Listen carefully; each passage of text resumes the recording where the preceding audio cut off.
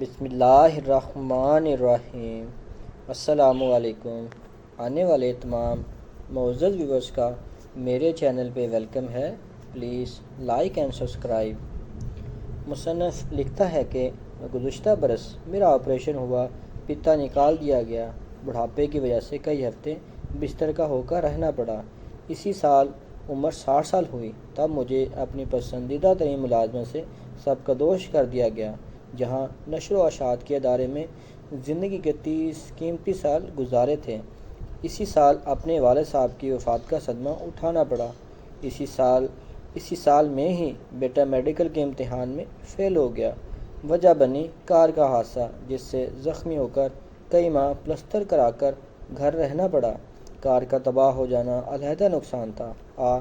کیا ہی برا سال تھا۔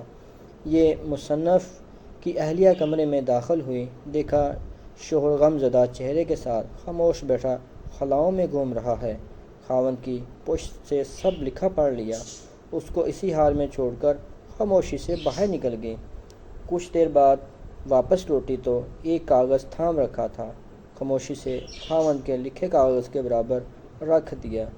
گزشتہ برس آخرکار مجھے اپنے پیتے کے درد سے نجات مل گئی، جس سے میں سالوں کرب میں مبتلا تھا۔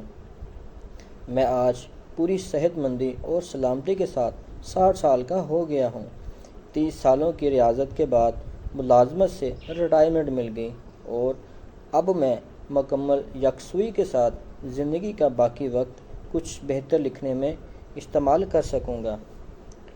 اسی سال میرے والد 80 سال کی عمر میں بغیر کسی پر بوجھ بنے، بغیر کسی بڑی تکلیف، آرام کے ساتھ اپنے خالق حقیقی سے جا ملے۔ اسی سال اللہ تعالیٰ نے میرے بیٹے کو ایک نئی زندگی عطا فرما دی، ایک ایسے حادثے میں جس میں فولاد سے بنی کار تباہ ہوگی، مگر میرا بیٹا کسی معذوری سے بچ کر زندہ سلامت رہا۔